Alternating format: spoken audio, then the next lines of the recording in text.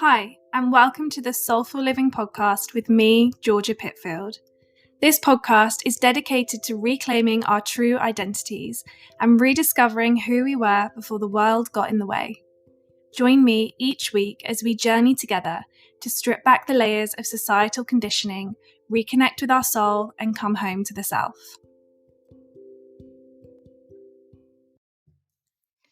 Hi everyone, and welcome back to Soulful Living with me, Georgia Pitfield.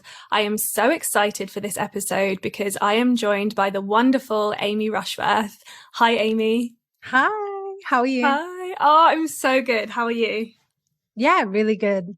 Thanks for having me. Yeah, thank you so much for being here. I'm super excited for this conversation. It feels really timely. We're going to be talking all about the wild woman, and we've just moved into Aries, which is all about fire and rebirth and transmutation, and this inner wildness, I guess. It just feels really timely that we just experienced the Aries new moon, and we're in this fiery sign that we're going to be talking about the wild woman that lives within us and unleashing her, which is a conversation that definitely is starting to happen more, and I'm super excited to hold space for. Yeah, thank fuck for Aries season. I know. This week is like, there's a lot happening, but I'm ready for it. Yeah, it's like, I love that. My moon is in Aries, so I'm super like fiery with my emotions, and I'm like, yeah, this is it now. Rebirth. Like it just feels, it feels good. That felt like an emotional kind of long-winded winter, I think. Yeah, too long. Ready for spring. It's nice and sunny here today, thank God. I'm ready. I'm ready for the new beginnings for sure. Yeah, let's rock and roll. Yeah, amazing. So you are an empowerment and sexual wellness coach. I know you also incorporate a lot of breath work in your practices and when you facilitate your sessions. So how did you first step into this line of work? So I've been like doing this work via my business for 8 years now. Mm-hmm. But my personal development journey began in my early 20s with a pretty gnarly rock bottom. So my mental health was really, really bad. And it just kind of hit this crunch point where I hadn't realized how toxic my mental state had become until it sort of all smacked me in the face at once. I had pneumonia. So I was bedridden and very lonely, very sick, very kind of, I guess, just lost in my life, like in a void, not knowing where I was going, not happy with where I was. And my mental health was so bad that I went into therapy, which was something that I had been very resistant to. I didn't know anyone who went to therapy. That was just not on my radar at all. But it was at the point where I thought to myself, I need to do something because I'm not okay. And when I went to therapy, was very quickly discovered that I was presenting all the symptoms of PTSD.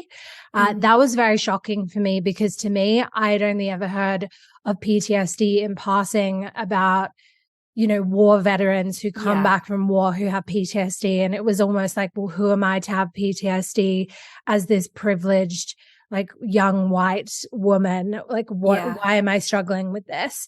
I was also going through a really bad breakup at the time. So I thought maybe it was a bit of that, work stress, toxic work environment that wasn't very supportive or empathetic towards mental health issues. But it turns out a couple of years into my healing journey, some of the roots of this emerged, childhood abuse, memories that I'd repressed. And I was finally in a place a couple of years into my journey to obviously deal with that. I built the inner resources through coaching, through therapy, through reconnecting to different spiritual practices to finally be like, okay, we're strong enough to face this. And so my healing journey continued, and I started doing more body-based practices, somatic practices, the kind of like weirder stuff, as you go on this healing journey. And, sexual healing modalities as well. And then I started training to be a coach and adding different modalities that had really impacted me into my toolkit. And breath work, the kind that I practice and the kind that I did for myself was rebirthing breathwork. And that was just so helpful for me as someone who had a history of trauma, because it was deeply healing and deeply impactful, but it wasn't re-traumatizing me. It wasn't taking me too deep, which some other kinds of breathwork can. Yeah. So yeah, that's kind of the short version of a very long-winded story. But now these days I have amazing health. I really feel like I have healed my PTSD, and I help lots of other women to actualize their dream lives, to heal within, and to know that they're worthy of everything they want. Amazing. Thank you so much for sharing that. Amazing story that you found these incredible healing tools and you were like, yeah, I need to help other women do the same. Like, these are just so life-changing, that you had to, kind of learn how to do it and hold space for other women. And I've done the rebirthing breathwork with you, and I completely understand what you mean in the sense of it's, for me, in my experience, I've done kind of more traditional breath work, breathing in and out through the mouth, and then the rebirthing breath work. And it is more soothing on the nervous system for me personally. It's calmer, and it feels, you still can access that same high in a way. But it doesn't feel that you're kind of going into the depths too soon. Whereas, the kind of in and out through the mouth can, go from 0 to 100 quite quick, physiologically, because we're like, changing, what's going on. So I definitely have found that, really powerful. It's really nice. So with your work, what do you aim to do? So you are an empowerment and sexual wellness coach. Where did this drive to help other women in terms of owning their sexuality come from? How do you aim to help them in this sense? Yeah. So when I began as a coach, I began as a wellness and life coach. And a lot of the training that I had done was around eating habits, wellness habits, getting to the roots of why certain people do things such as binge eating, or they're in cycles of toxic stress. And that was always about so much more than just the food or the way that they were moving their bodies. It was about getting to the deep roots of why they overworked so much, or why they were going to the gym way too much, or overeating or undereating. It was always about the emotional layer. And I was always so intrigued by that. So my work was always centered in empowerment and confidence. But then it just started to become bigger and bigger. And as I started doing more trainings, the scope of that work also widened. The sexual healing element came in when I trained as a sex, love, and relationship mentor and coach. And the reason I trained in that beginning with everything is because I had been on that journey myself. For a long time before I realized what had happened to me sexually as a child, I was always kind of using these not superficial, but more shallow methods of like, oh, why do I hate my body? Or here's what I can do to love myself more. But I was never getting down to the origination point of why those patterns emerged in the first place. And a lot of that was to do with sexual trauma, not feeling empowered around that. And so because I'd had such an amazing experience healing that part of myself, I had to train in it. And I started bringing it into my work. And if you look at the scope of my work now, there's kind of these key pillars that I work in. So sexual wellness, empowerment. I also sometimes work with business owners on bringing out more of their expression and their power in their business. But if you think about it, what are the most wounded areas for most women? It's these areas: using your voice, the fear, and also the power of stepping into your sexual confidence, stepping into sexual wellness, dropping the shame around that. And that has a massive impact on how you show up in the world and how you use your voice as well. It is a big part of my work, but it's never just about sexuality and sensuality. It's about how that deep wound starts to manifest in all other areas of your life, your relationships, how you speak, how powerful you feel, or on the flip side, how repressed you feel, how much shame you feel, how much guilt you feel. So it's kind of like a deep doorway into empowerment in general. Yeah, for sure. And I think it's probably not the thing we think of the most or straight away, you know, when we're generally dealing with different wounds that are coming up. Definitely in my journey, I didn't go straight back to thinking, okay, so how do I view myself in a sexual sense, you know, or how do I view myself in that way? And how might that be having a knock-on effect in my life? You know, that I didn't make that link. But once you start to make that link, it's kind of like, oh my gosh, you know, if I can't love myself in this way first, everything else is just not going to work, you know? So yeah, it's super, super powerful stuff. And, you know, that leads us on to, you know, embracing who we really are as women, embracing the side of us that has been repressed for so many years, you know, ancestrally. These are still wounds that we're holding on to. And this brings us on to the archetype of the wild woman. You know, this is an archetype I have begun working with probably really only in the last few months consciously. But once I did, it's almost like the penny dropped for me. Like this finally felt like the missing piece of the puzzle, the part of myself that I was denying. And I'm starting just to get to know. But yeah, I'd love to talk about that. So how did you first start working with this archetype of the wild woman? I think my entire journey has been a remembrance and a homecoming back to the wild woman. Yeah. The wild woman, perhaps unlike the other archetypes that exist, you know, the artist, the lover, the mother, the warrioress, the wild woman is kind of an all-encompassing archetype in that it's about embracing wildness. And what does embracing wildness mean? It means embracing multiplicity, embracing your multidimensional aspects. And I have to tell you, this is probably the biggest struggle that I see in the female collective and that women are coming to me for, is giving themselves that permission to be all of the things they are, because the world has put us in a box. It's like either you're the homemaker or the whore. Either you're the high-powered boss babe or you're the stay-at-home mom. And even when we try our hardest to be perfect and fit in that box, we're always feeling like we're not enough or we're criticized. You see it. Like if you're a hardworking CEO woman who decides not to have children, you're selfish. If you're a stay-at-home mom, you're not doing enough. That's not enough of a purpose in your life. So we can't win, right? It's this feeling that many women have that plagues them of they can never win, no matter how perfect they try and be, no matter how palatable, understandable, I fit in this box vibe that they embody. It's never enough and they feel never enough. And the wild woman, what that really is embracing all the parts of you and recognizing that you can't expect to feel enough and to feel whole if you sever and divorce yourself from parts of what make you who you are.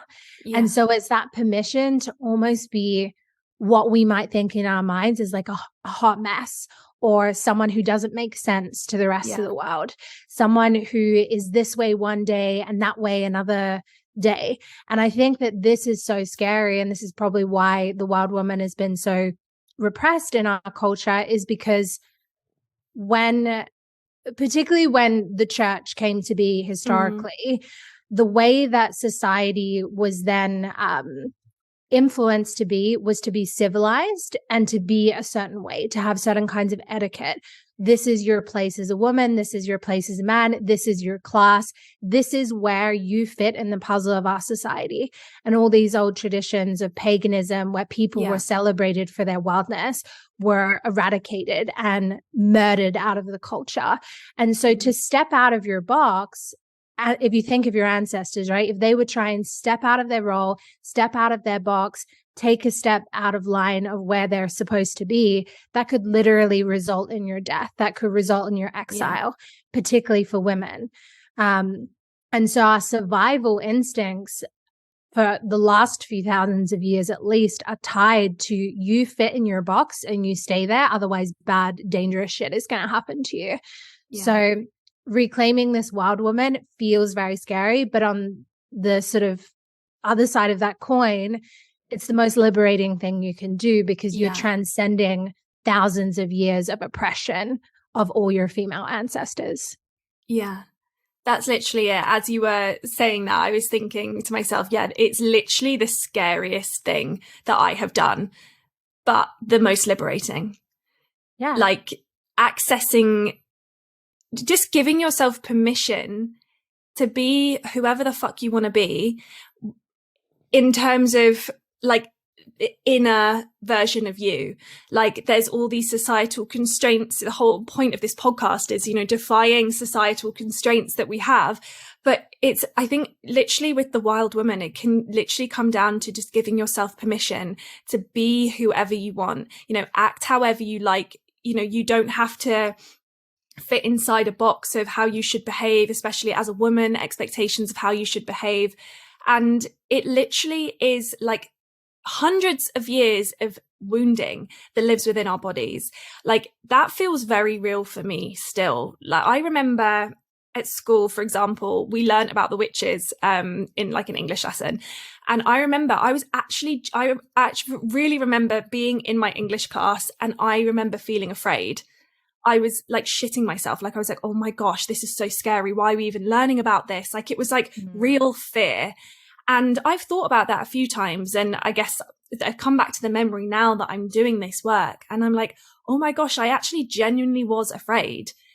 That wasn't my fear. That was fear that lived within me from, you know, hundreds of years, my ancestors, this fear around persecution, you know, that can't do anything to do with that. I don't even want to read about it, because then if I know about it, you know, I could be persecuted as well. So it's huge stuff. And I think as a society, a lot of women have this aversion to learning about the wild parts of themselves, because there's this fear that we just can't be seen in that way. You know, that will lead to persecution. So how did you first begin accessing this archetype within yourself? Well, the core tenet of my work, and a word that most people associate with me, is the word unapologetic. And I think that is one of these key ways that me and many other women begin reclaiming and accessing this archetype. So it's recognizing on some deep level, nobody owns you anymore. But that's a very new concept. It might not feel new consciously to you if you're a millennial and you think, well, you know, I've had quite a lot of rights, even though there's obviously more work to do with women's rights. But, you know, we haven't necessarily experienced not being able to have a credit card, have independence, that sort of thing. But that remembrance lives in our body. Women could only get a credit card, you know, a couple of decades ago and be able to own anything without a man, and to be able to literally survive/thrive in society relied on being owned, being claimed by a man. And so part of the way that we start to access the wild woman is taking those chains off that we keep on ourselves, that don't exist anymore, but still feel really real inside. So recognizing nobody owns me. Nobody owns my decisions about what I get to say, who I get to be, what I want to do with my life. I'm not here for someone else's approval. I'm here for my own. So what do I want to do? What do I want to say? What feels like an authentic path for me? And so the way that we create that is not by thinking about that. And the way that I've created that is through action. It's through pushing the envelope for myself, asking what I really want. You know, part of me moving into this business, I used to work in the fashion industry before I became a coach and a healer. And part of that was leaving behind, you know, an expensive education, leaving behind what other people expected of me, leaving behind all the hard work that I'd put in, and being willing to just throw it all in the bin and say, no, I'm moving in another direction. And that is my choice. I think how we activate this archetype is through action. It's through taking the action, walking your talk, essentially, and showing your body that it's safe to push those boundaries, that it's safe to do things that other people don't like or expect of you, and to start taking actions that really mirror and reflect your values, not the values of your culture, your family. It's like, what's really important to you, and how are you going to back that up with action? And how are you going to hold yourself in that process when people think that you're an idiot, when people judge you, when people disown you? How are you going to hold yourself through that? That is a lived experience. And so we activate that wild woman through actually taking action to evoke that. Yeah. And sometimes it's hard, right, to actually even know what you want. You know, when you've lived, your whole life, maybe it's parents that you were, doing things for, lived a life that they wanted for you, or maybe, conforming to just general society. Like, you didn't even give yourself space, didn't know how to find out what you actually gave a shit about, like what you cared for. And I guess, that kind of whole concept of just giving it up and being like, no, I'm not doing it, I'm doing something else. I did a very similar thing. I loved my job, actually. I had a corporate job doing marketing. I actually loved it. Good money, good people, great perks. And I just one day was like, nope, I need to move in a different direction. And everyone was like, really? Like, are you sure? And I was like, no, I gotta go. I gotta do this. Like, I have to just move forward. And this is, my new business now. But that is scary. That is so scary. And, I wonder, for me anyway, it felt like I always needed permission from somebody else to be able to make decisions like that, like the approval of other people. Am I doing the right thing? But actually, that moment in my life, I didn't even tell anyone, because I was like, if I tell people, they're going to try and stop me. And like, I know full well this is exactly what I need to do. And that decision, it's not been easy. There's been different things that have happened, and it's been a journey. But when you make a decision like that and you trust yourself wholeheartedly, your intuition, that is such a coming home moment.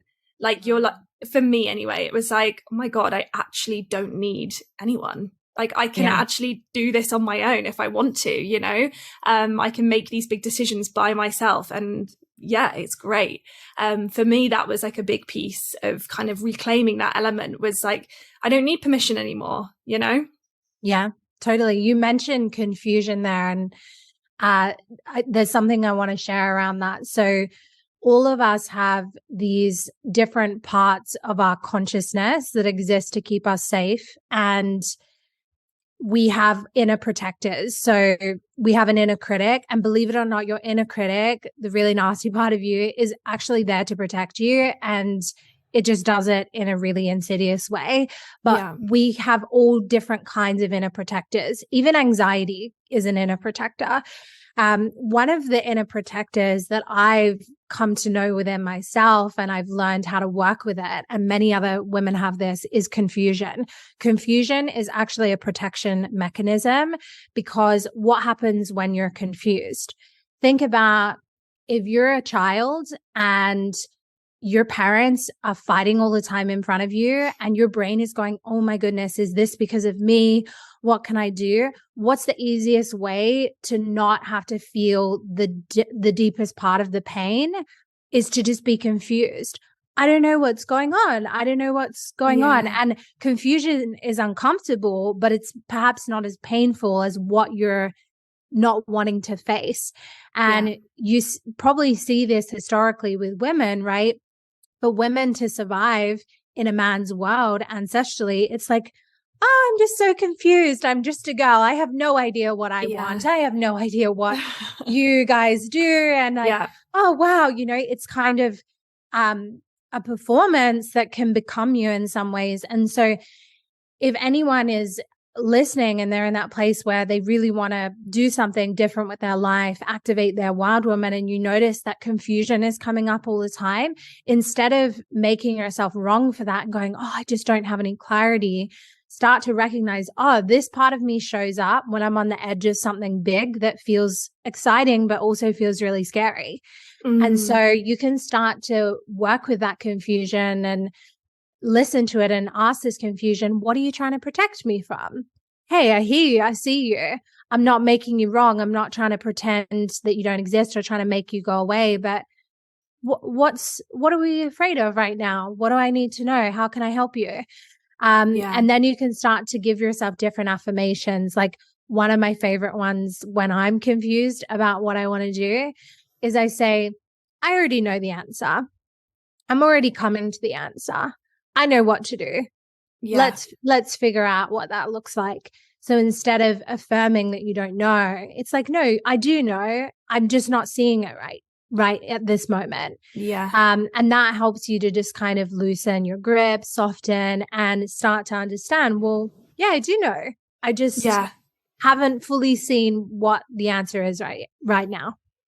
Yeah. Love that. Like trusting yourself wholeheartedly, even when you can't see it straight away.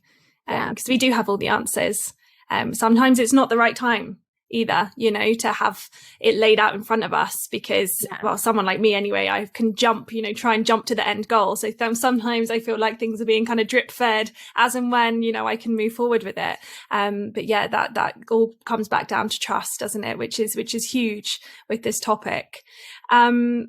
So let's talk more. I love that you came onto it kind of naturally. Like for a woman to survive in a man's world, it was very much, confusion. Like, oh, I'm just a woman. I don't know what's going on. Probably a lot of turning a blind eye. It's better not to know what's going on. Because if you have information, then again, we're coming back to the fact you could be persecuted in whatever way that looked like. How do you think society has rejected her as the wild woman, in its many forms? Like what comes up for you the most that feels most painful as a rejection of her? Yeah. Oh my goodness. There's so many things. Mm. I love to watch like period dramas on Netflix. So I love watching these shows about Yeah. women in the court and royalty in different countries in Europe during, the 14th, 15th, 16th centuries, because I just find them like I can see in so many ways where some of these wounds originated and you see them in action. So a lot of the things that I observe in these shows remind me of why I'm doing the work that I do to help women move in this path. I think the idea that women are to be seen and not heard, women are to be used. In these shows, for example, a lot of the time, even though men have the power, women are used as almost like chess pieces for men to get more power. So, who you marry was not about who you loved. It was like, how can we choose a woman who gives us more power, who gives us this throne?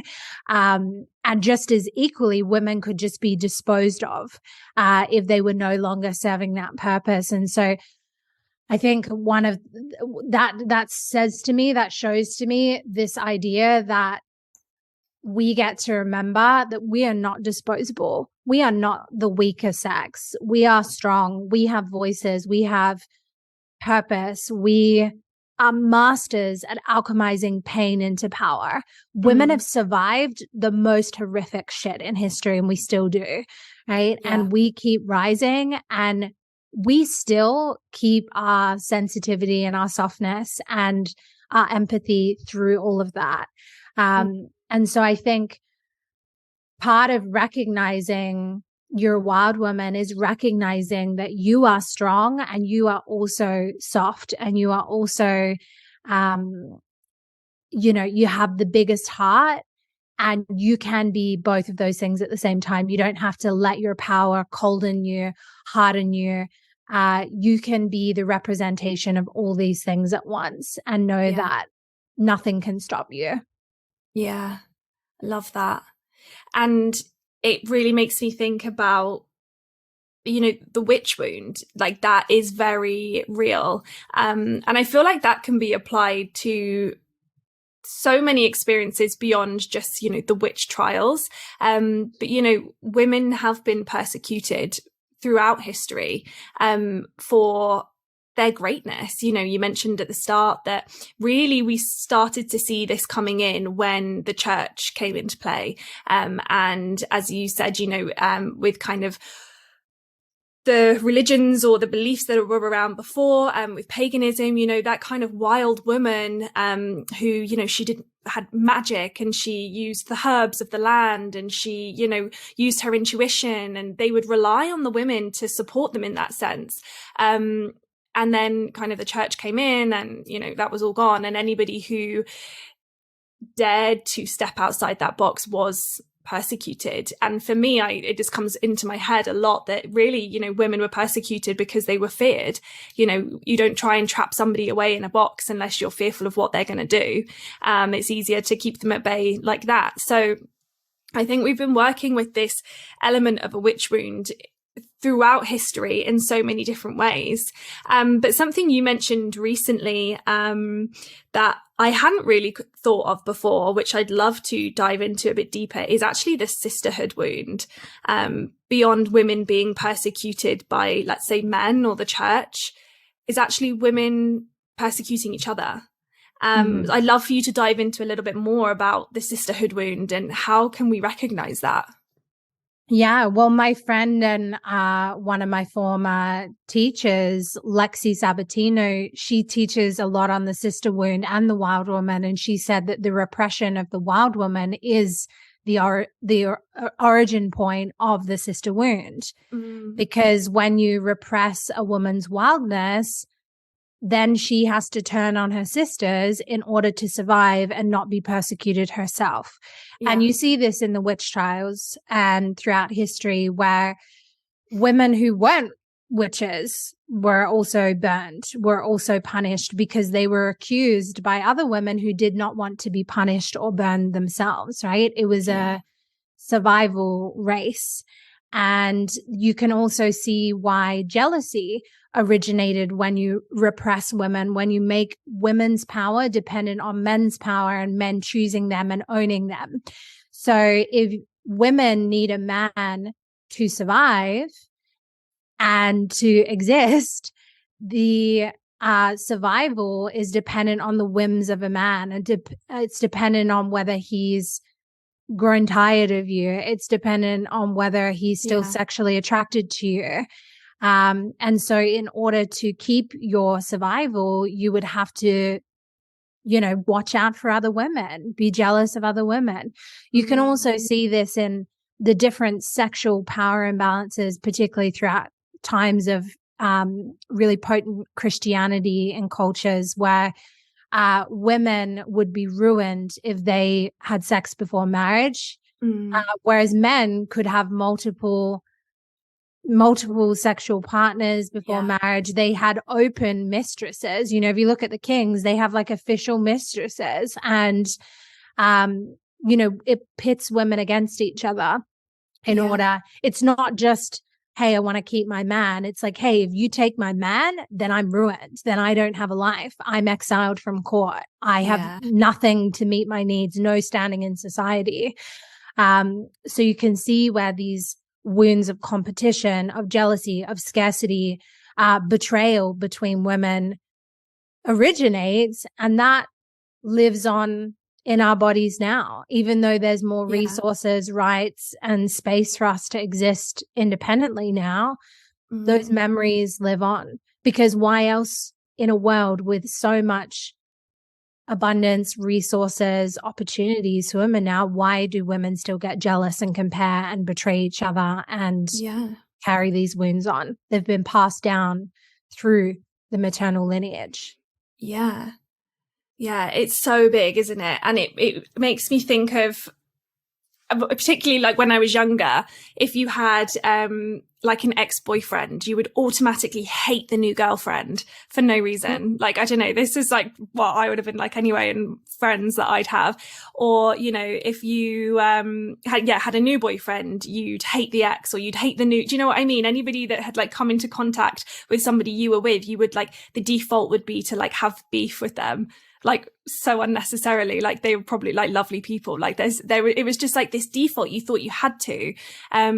And I think back to times like that now, and I'm like, oh my gosh, like why did we act like that? Like, why would you automatically think that? Or, a lot of the times if somebody was cheated on, it would be like the girl was the problem.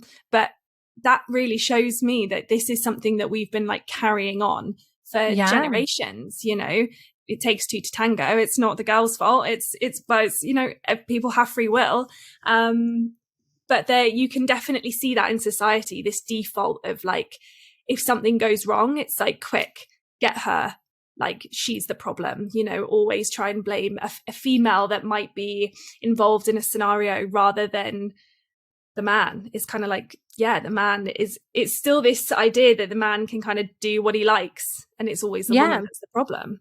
Yeah, society loves to vilify women, and it loves the drama of a woman against a woman.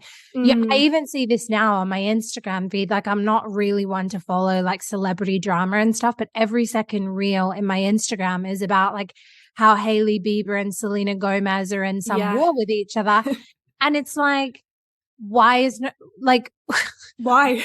I'm talking also then about Justin Bieber, and why is everybody so dramatically invested in something that they don't even know if it's happening, right? It's like all these sleuths on the internet making drama out of something that they're assuming, and people can't look away. It's like, it's kind of similar to a car crash where it's horrific, but people are addicted to that drama between women. And I don't know, maybe it makes them feel more comfortable and less alone in their own sister wounds and their own dramas. But yeah, it's an age-old thing. Yeah. And I also think something that's important in healing this sister wound is recognizing when you see another woman doing her thing, like not hurting anyone, but just being unapologetic in some way,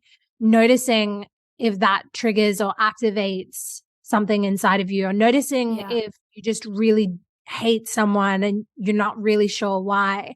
I think a lot of times our inner little girl, when they see, you know, another woman embodying something that we feel like we've never been allowed to do that. We've never given ourselves permission, or we've literally not been allowed by our family, our teachers, our culture to do that.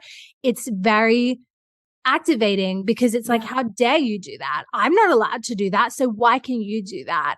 And I think that's also why the sexual healing is such a deep one for so many women, because, you know, the slut shaming, the whore Madonna complex that's been so rife in our society, seeing a woman sexually empowered can be very triggering for other women, because they have never given themselves permission or felt like they weren't allowed to embody that themselves.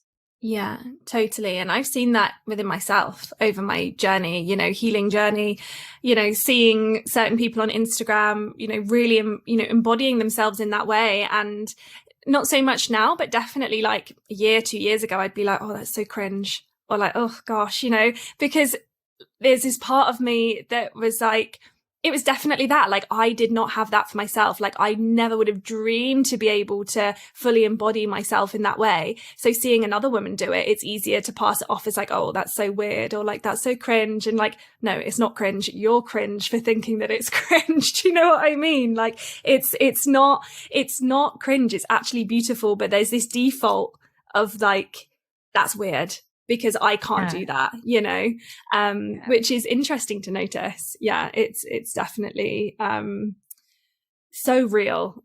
And especially when it's been like that for, you know, 20, 30 years of your life, when you finally realize it's like, oh my gosh, like was I looking at it like that for so long? Yeah. It takes a lot of bravery and humility to address that in yourself, right? It's much easier to just be like, nah, she's cringe as fuck. Like, unfollow, what a loser, this has nothing to do with me. Of course, also we can have preferences with who we like. Some people are just not going to be your vibe. Maybe they share different values, or your energy just isn't congruent, you know? But I think when something really bothers you, and when particularly if you're hate scrolling someone where like they really bother you, but you keep looking and you can't look away, I mean, you can shame yourself for that and that, or just continue in that cycle of bother. Or like, I think the most empowering thing is to go, okay, wow, there's something here for me to look at. Yeah. Because I can't look away, but I'm more disturbed about this than I should be.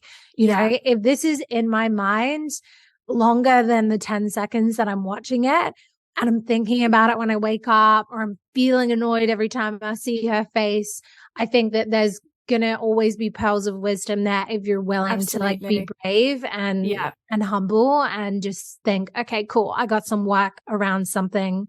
Yeah, totally. Okay, so how do you think we can begin to reclaim these parts of us that we lost through all of these historical woundings? Well, it's simple, but not so simple. Where I would start is get really clear on what are your values. We all have different paths that we're going to walk in this life. And a lot of that comes down to what we really value in life. So an exercise I love to do is, writing a letter or journal entry from your 80 or 90-year-old self. When you're that age, imagine what kind of life do you want to look back on? Like what actually ended up mattering in the end? What didn't matter so much? What you might find is that a lot of the things that we place so much importance, so much energy and focus on in our day to day are things that we will literally not give a shit about when we're that age. Yeah. So that can just help you to understand, okay, cool. Here are my values. Here's where I'm living those values out. I'm doing A, B, and C, but here are all these ways that I'm not because I'm giving energy somewhere else. And start intentionally planning to give energy to the things that matter to you. Otherwise, you just get swept away in what other people think matters, what they expect from you.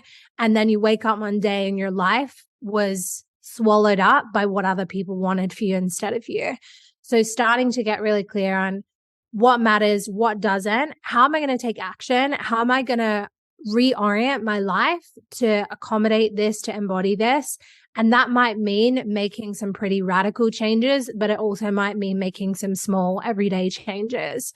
Unless you're clear on that, you're just going to be sailing at sea in whatever direction the wind takes you, and you get to take back the wheel of your life. So start to make those changes and walk with your fear as you make them. The only way you build confidence and self-trust in who you are and what you're going to do is by doing it. Yeah. Love that. So true. Okay. And how can we fully unleash her? You know, if we're already maybe for people on this path and they're ready to go, they're like, I need to reclaim her. I can feel she's ready to just live life. What is like an amazing first step? I guess it's going to be unique in terms of the specifics for each woman, but start by using your voice more.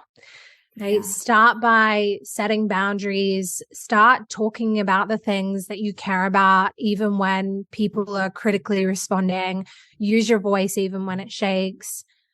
Start affirming the kind of voice that you want to have in this world. And, let people think you've got an attitude problem when you stick up for yourself, when you set your boundaries. Yeah. The only person who has an attitude problem with that is the person who doesn't want to respect and hear your honest truth. So definitely using your voice, leaning into the places where it feels really edgy to use your voice. And I would have to say, just based on my own experiences, that if you feel like you're kind of just idling by and you're trying to do this, but nothing's really happening that's big or too profound, like throw yourself into some kind of situation where like the only option is growth. So get into, a group program with a coach that you admire who works in this realm, or, make a move that you can't backtrack from. Like, like when I started my business, what I did was this is like, as soon as I decided, I found the coaching certification that I wanted to do and I booked it the next day. And it Yeah. was like, there's no turning back from this because I am in this now. There are definitely moments where small, consistent daily habits are what create big leaps. But there are also moments where you have to be like, okay, I've just got to do this and figure it out as I go and know that I can't run away from this, because there's always going to be a part of you that wants to run away because that part of you wants to protect you. But when you realize that being comfortable is coming at the expense of your happiness and your joy, you have to make a choice. Do I want to have a comfortable life, or do I want to have a happy, powerful life? And choose. Yeah. Amazing. I love that. Thank you so much. That's a super powerful way to end the chat. I think that was amazing. Thank you so much for all of your wisdom. Thank you. Thanks for having me and everyone listening. Thanks so much, Amy.